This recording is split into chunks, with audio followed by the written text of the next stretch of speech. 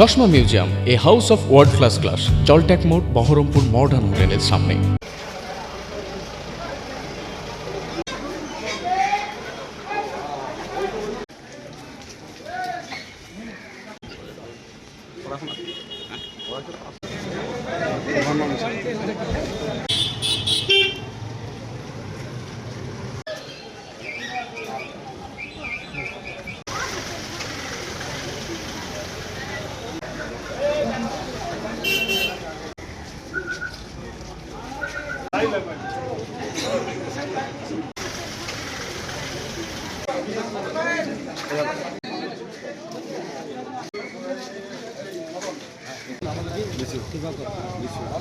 গ্রাম পঞ্চায়েতে প্রধান অপসারণ ছিল।